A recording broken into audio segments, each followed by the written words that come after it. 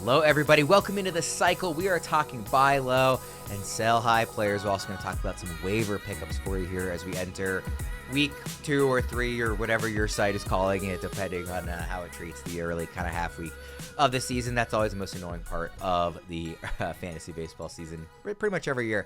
Let's dive right in here, Mayer. Hopefully everybody checked out our first episode that dropped earlier this week on rounding the bases, running through some topics and guys that stood out to us. So be sure to check that out if you missed it on the YouTube side. But we're going to dive in here. Like I said, we're going to start with our buy lows and sell highs. We'll start with the buy lows, as we always do. Who do you have here in this section? So mine's a pretty simple one. I think you're going to be able to follow the narrative pretty easy. My buy low is Dylan Cease. He just got absolutely rocked in his last start. You know, the wheels came off, which really has ballooned his early ERA to a crisp 7.98 ERA. Obviously, expected numbers are much better than that. FIP is 2.67. All the other ones are around mid-3. Again, really early, but his most recent start was bad enough that there's going to be some panic out there, especially because we've kind of seen good Dylan Cease and bad Dylan Cease in the past. This is a thing that he does. But if you're able, if his value is a little bit down because of this really bad start and because of that really ugly ERA through 3 starts, I would love to buy low, even if it's like buying just a little bit low, just like a little bit below what his normal value would be. I wrote him up in our players to trade now, buy low, sell high video or article on the website, and I basically just said, if I can buy low on Dylan Cease and lock in 200 strikeouts, I will. So if you're willing to trade him to me, I would love to. And some of we're supposed to kind of give for the article, kind of give like some hypotheticals of players we would trade. I like to do like hitter for pitcher trades because I don't, even though I just, in our previous video or our previous segment, I talked about trading, Christian Campbell for Cam Smith. I usually like to do like pitcher for hitter or hitter for pitcher, or at least different positions. So I did some hypothetical trades. I included Michael Harris, Anthony Santander, or Luis Robert. I would be willing to flip any of those 3 for Dylan Cease. So what do you think about that, or any of those names for Dylan Cease? What was the first name? You Santander. Michael Harris. Michael Harris. Okay. Yeah, I would agree. I would trade any of those for Cease. I'm with you on that. I think, when I was sitting down to do my buy low, like the first thing that came to mind is I could just copy paste what I said last week, which is any struggling stud to start. Like, even if it's just struggling to a degree, like I was even considering somebody like Paul Skeens, whose ERA is 3.44.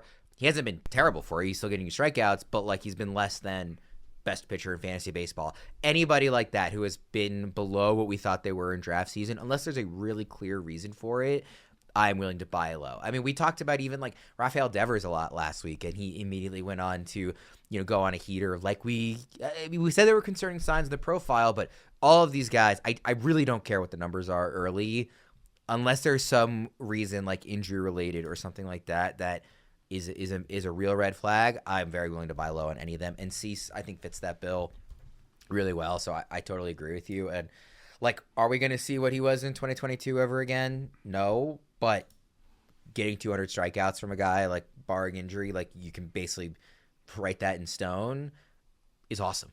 Like I'm very happy to add that. Yeah, exactly. Like mid-3s ERA, 200 strikeouts, done. Like I don't have to worry about that spot. I'll just run him out there. Yeah, just because he's maybe not going to win the Cy Young doesn't mean that's not still super. Like you set it and forget it, right? Like you will never take him out of your rotation. So I think it's a great pick. I totally agree with you. I went on the hitter side with my buy low. Like I said, you could include really any struggling stud here. I wanted to look a little lower in ADP than some of those elite guys. That's probably too obvious, right? Like nobody's selling low on Paul Skeens for the example I used before. Brent Rooker, I think, is maybe somebody that people would be willing to move off of if they viewed last year as kind of a one-off. Obviously, the power wasn't a one-off. He hit 30 home runs in 2023, but the batting average was below 250 that year. And so maybe people, under 5 stolen bases that year as well. So maybe people look at that and say, well, last year where he had almost 40 home runs and he had double-digit steals and he had a batting average near 300, maybe that's not coming back and they're willing to move off of him if they are regretting that draft pick. I would want to take advantage of that. He Does have 4 home runs already despite his very slow start. So he's still on pace for over 40, I think. I haven't done the math, but it's something around 40, through just 60 plate appearances. The batting average is really low, but his batting average on balls in play is also much lower than it was last year. I don't really expect that to happen again. I think it's under 200. Yeah, it's his batting average on balls in play is 189. Yeah. Mm-hmm. Whereas last year it was 362. Now maybe the 362 was high and it won't be that high again.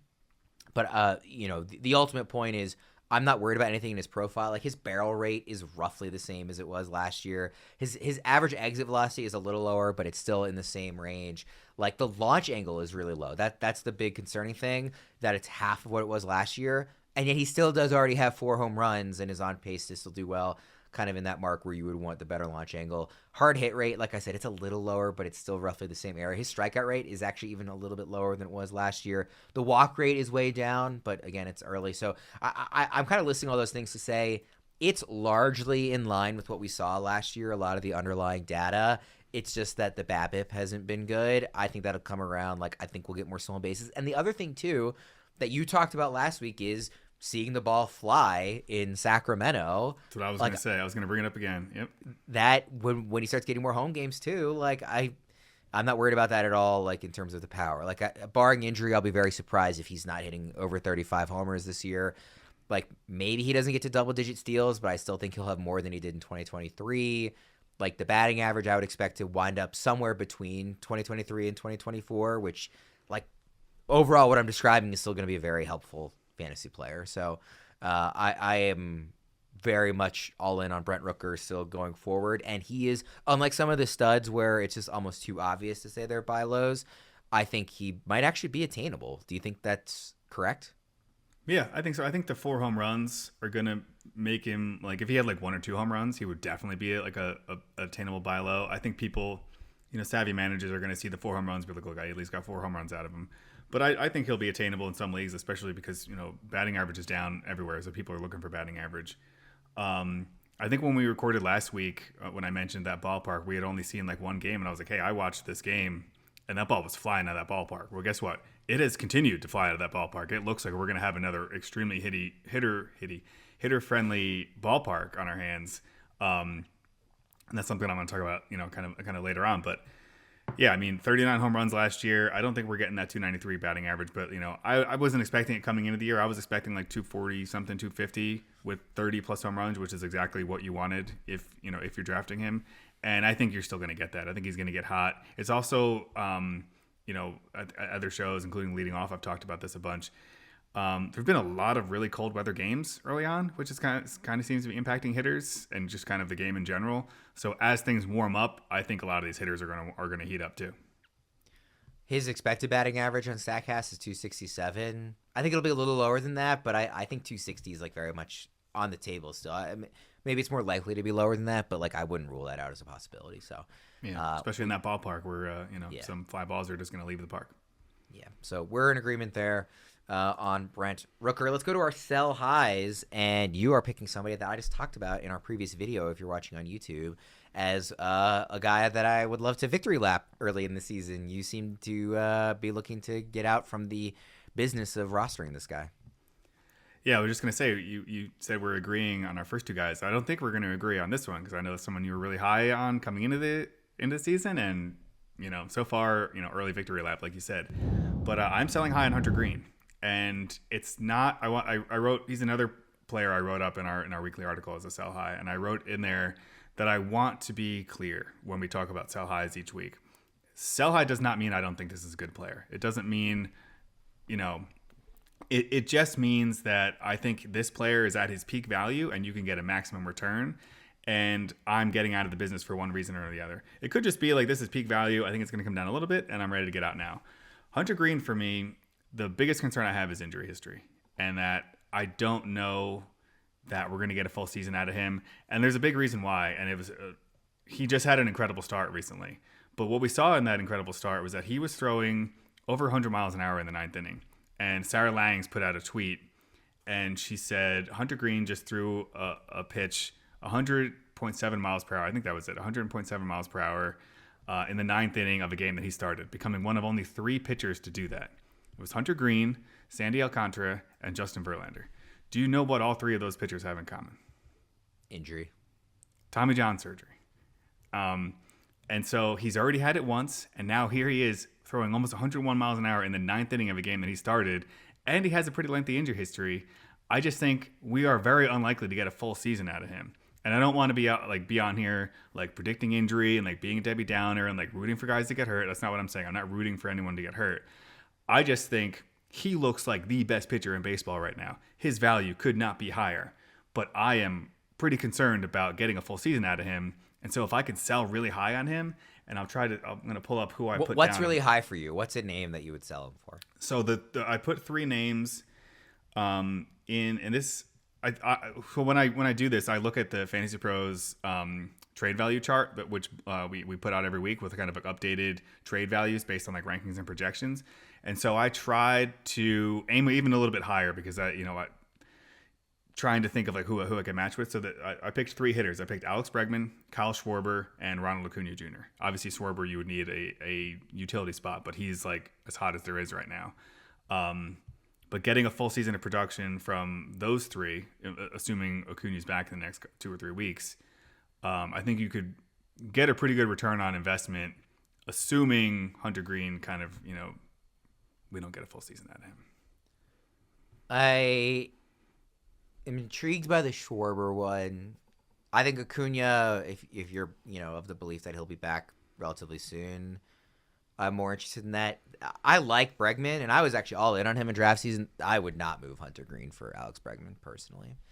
Yeah, with Bregman, a lot of it was just third base. Like there's like 6 usable third basemen which is right now. very fair. It is an absolute disaster. In one of the leagues that we're in together, I was talking to one of the other managers in that league yesterday, and I was like, I would evaluate my players at every position as an A+. I love my roster, except for corner infield is a F-. Like first base, I do not have a good first baseman, and third base is even worse. So that's been that's a very rough position for a lot of people. I know. I'm not. You mentioned Ryan McMahon last week. I have Ryan McMahon in like 3 leagues, and every week I look to replace him with someone better, and every week I can't find anyone better than Ryan McMahon. I had Josh Young for cheap in that league, and then he got hurt, so I was like, I guess I'll pick up McMahon, and he's gotten 2 home runs and also done nothing else for me, and I'm just like, I want to drop him so badly, but I don't have now. Young is back, so I'll get him in there for next week. But I'm like, I haven't had another third baseman I could even put in there. It's brutal. Okay, my sell high, Jackson Chourio, and it's interesting because I actually considered him for my victory lap because he's somebody that I was very high on, and is obviously after a slow, first week, he's been nuclear in the last week. I am a little worried about some of the underlying data. He has 4 home runs, only 1 stolen base. Like I think we both would agree, we expect that rate to go up, especially for the Brewers. The batting average is 315. I don't think it'll stay that high. I think it'll be below 300. Expected batting average is 260 right now. For what it's worth, I don't love that he doesn't have a single walk this season. We're like far enough in that like is definitely raising my eyebrows. He has 16 strikeouts already, which is, one of the higher rates in baseball. And he's coming off this stretch where he's just been absolutely on, like just the last 3 games alone. He's 6 for 13 with 3 home runs, 12 RBI. I saw a stat. I think I pulled it up. Yeah. It is a very specific stat. This is also retweeted by Cespedes Family Barbecue. They do these kind of obscure stats a lot. So I'll give them credit here. But it's the Brewers put out. He has 12 RBI, 6 extra base hits, 3 home runs, 2 doubles, and a stolen base in his last 3 games. The only players in MLB history to hit all of those marks over any 3-game span at any age are Babe Ruth, Lou Gehrig, and Shohei Ohtani. And Chourio just did it as a 21-year-old. Now, those are really specific markers, so I, take that for what it's worth. But he's been a lot of Babe Ruth on the show this week. Yeah, multiple Babe Ruth mentions. But he's been really, nuclear the last 3 days, especially. And so if you can sell high on that, and I think for him, you are looking at a true stud. You're not selling him because again, I am really like a believer. I don't want to come across like you need to get out of the Jackson Chourio business. Well, that's what I was saying. What are you going to get for him? Because I don't know that there's much you can give me to give up Jackson Chourio right now. Given what we're talking about with the hitters, like, what would you want in return? I think you. Well, do you think you could trade him for a more surefire stud? Like, do you think, like, let's say you need a first baseman and you have outfield depth, like Vladimir Guerrero Jr., or if you want to just challenge trade in the outfield, like, I'm looking at like our rest of season rankings right now in consensus. Like, you're not going to be able to get, Ohtani, Witt, Judge, Jose Ramirez, like those kind of top 5 guys, but like any of those other guys who were in that first round range, yeah, like a stud is what I'm saying, like a true stud. Skubal, even like Lindor's been a little down. Gunnar has had a really slow start coming off the injury. Like any of those guys, I think you're at least getting a conversation going about it, and maybe even able to make that deal. And I would be willing to like strongly consider that. But you need to be getting a stud. Like, I'm not looking to get out of the Jackson Chourio business. The other thing that I didn't get to say yet that I wanted to say is this is somewhat format specific, because I am reasonably confident that he's going to have 30 either home runs or stolen bases and 20 of the other one. Like, I think he's going to combine for close to 60 of those two combined. So, like, in a roto league, I'm probably a lot less interested in moving him. In a points format, given that the strikeout rate is high, it's higher than it was last year, too. Last year was 21.1%. This year it's 29.1%. Now, the hard hit rate is also up. Barrel rate is also up. Like, again, he's playing well, but the fact that he's striking out more and hasn't walked at all, lowering an already low walk rate, that just has me concerned in that type of format where strikeouts are really going to hurt you, where you don't get, you're not getting those walks to help boost your points. So in a points league, I'd be a lot more interested in moving off of him coming off this insane start. But again, you need to be getting a real stud, because I do still believe that a year from now he's going to be a first-round pick. Yeah, I'm not really interested in moving on from him, given the hot start. We were excited about him coming into the year. I had some concerns. We talked about coming into the year that I thought maybe you can draft some other players like later and get similar production. That's still probably true, but also now that he's off to a strong start, power speed combo, despite his warts, he batted 275 last year. I think we're going to see that again. I don't think he's going to bat 315, but I think some of these other numbers are going to normalize and you're still going to get the power speed. I was just kind of looking at the trade value chart of like who you can get. Like, I don't know that I would trade him for Jarren Duran right now. Gunnar Henderson is right in that conversation. Shortstop's deeper, but Gunnar Henderson is a name. Like you said, Vlad, Lindor, Mookie Betts, Tatis, Corbin Carroll. Like, I would be needing someone in that upper tier, or if we go down to pitchers.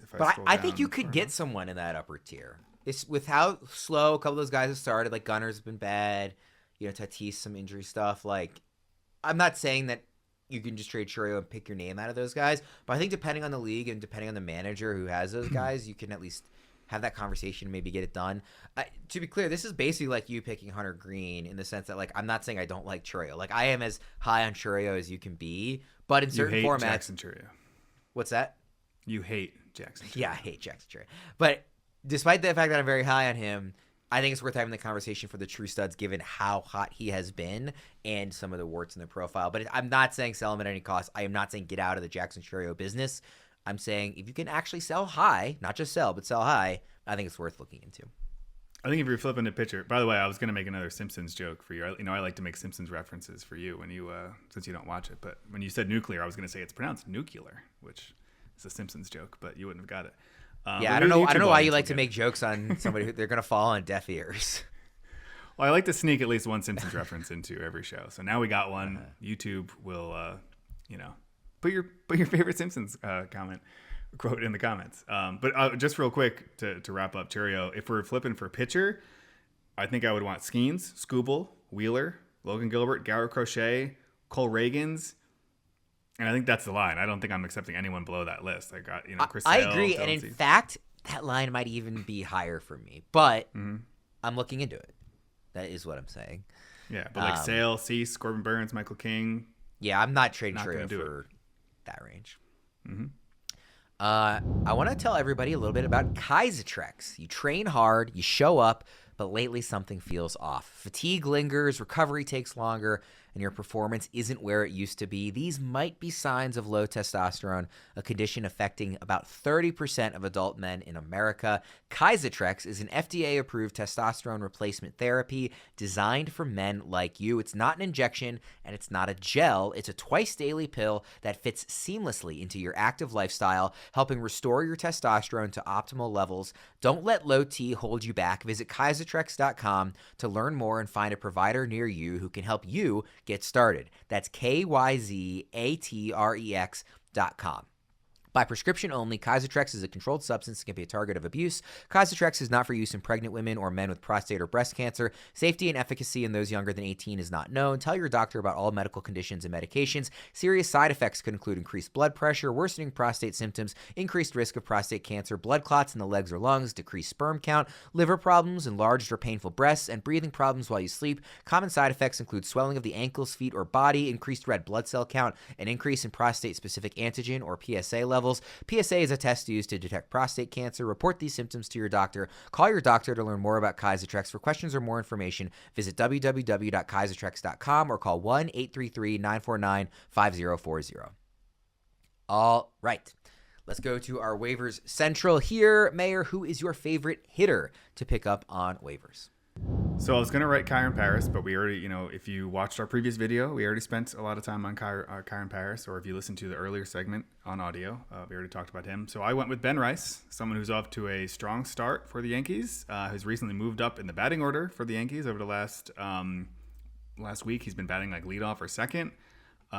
Nice lefty swing for that very teeny tiny ballpark that they play in. And starting to play a little bit more against lefties. And so far batting .306 with 3 home runs, 2 stolen bases. Don't know that you're going to see that extreme production, throughout the rest of the season. But he does have a decent pedigree in the minors. Last year, 79 games, 24, across AA and AAA. 79 games, 24 home runs, 10 stolen bases, batting .273. Like, I'd sign up for that for a full season from Ben Rice right now, especially given the dearth of hitting we're seeing, and particularly at the corner infield spots where he could be pretty valuable right now. My favorite hitter is Nick Kurtz, obviously in the minor leagues, AAA affiliate for the Athletics. Again, we talked about how, I almost said Oakland, about how Sacramento is a ballpark where we expect to see the ball keep flying.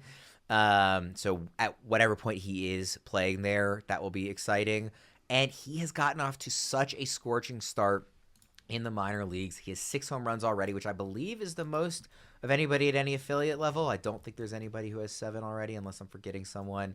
His OPS is over 1,300. I mean, his batting average 386. He's been awesome. And while it's not as tough a position as third base, first base is also quite shallow. So when he comes up, I expect him to be like, and again, I know we talked a little bit about top prospects having to adjust to major league pitching. I think he will be a startable fantasy first baseman at whatever point he is called up. And I want to make sure he's on my roster. So you have to have room to stash him. This is not a waiver pickup that's going to pay off right away. He's 10% rostered in Yahoo, 3% rostered in ESPN. Of course, he's 40% rostered in CBS. So that's usually higher anyway. But if you have the room to stash him, like even if you're in a dynasty league, obviously he's already gone. If you're in redraft, I would get in early on Kurtz because I think he's going to be valuable, especially if you have a need at that position. Do you think, and you don't need to dive deep into Kurtz specifically, but are you willing to invest, given what we saw last year in terms of top prospects, are you willing to stash a guy early and hope that he pans out right away, even when we don't even know when he's getting called up? Or is that a strategy you don't like to pursue, Mayer?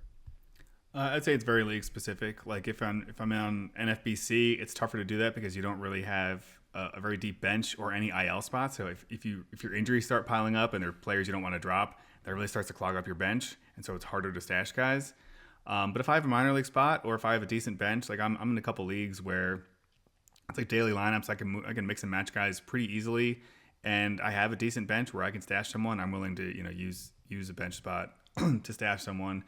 Ideally, I would like to know kind of a timeline of when they're coming up, but he seems to be doing well enough that he might force their hand sooner rather than later, especially if they continue to hit in that ballpark. They're going to want another hitter hitting in that ballpark. And I would also mention, I forgot to mention the roster percentages for Ben Rice. He's probably on CBS CBS is going to be higher. ESPN, he's like below 30%. Yahoo is like 35%. And then on CBS, as of right now, he's like 60%. So CBS is always going to be higher. We had someone in the YouTube comments kind of getting on us last week about like some of these players.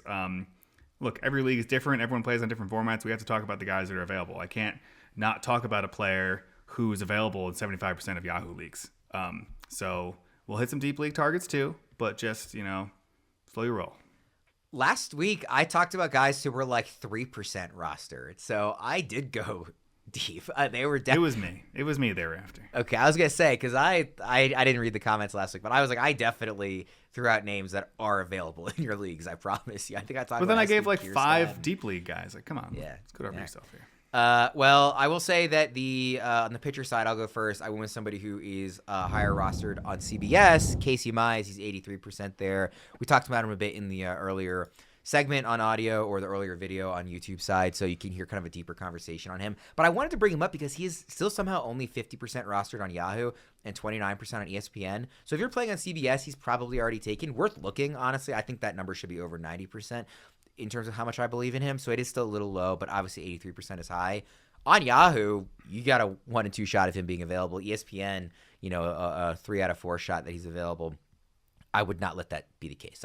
I want him above 70% on every league and over 90%, on CBS. So I think it's really good. Again, we talked about it a little bit earlier in the show or on the previous video if you're on YouTube, so you can check that out. But some pitch change with the slurve this year for him, has pedigree, 2 very good starts, including against the Yankees.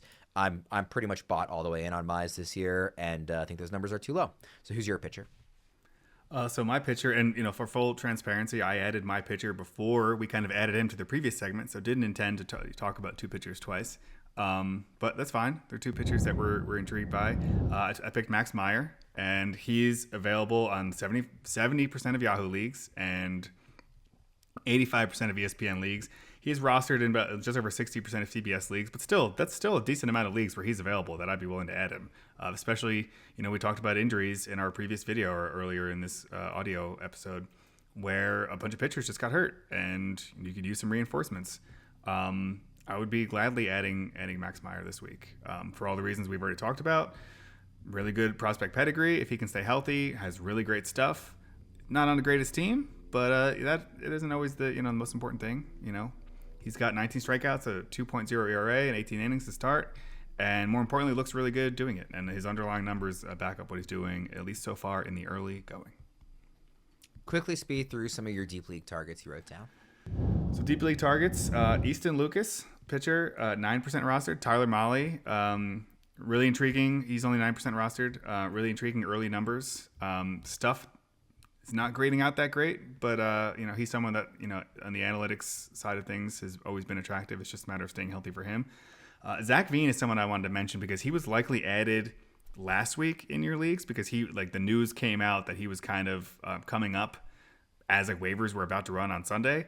But in some leagues, especially if you play on NFBC, he was not in the player pool yet. So he is still available on NFBC. You're going to see, he hasn't gotten off to a great start, but really good prospect pedigree there. And just because of the nature of the timing, there's a decent chance he's still available in your league because of when he was called up, especially if you play in a format where prospects have to play and be on a roster before they're in the portal or in the pool.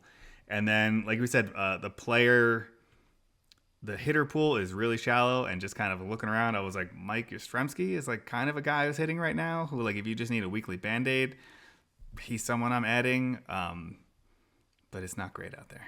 It's not great. All right, that'll do it for our buys and sells and our waiver segment. Be sure to check out our next video where we're talking about some pitching streamers and our 2-start pitcher competition for next week. And check out our last video if you missed that as well, where we rounded the bases with some news and notes and other macro level thoughts. For Mayer, I'm Ryan Wormeli. Thanks everybody for tuning in, and we will see you again next time.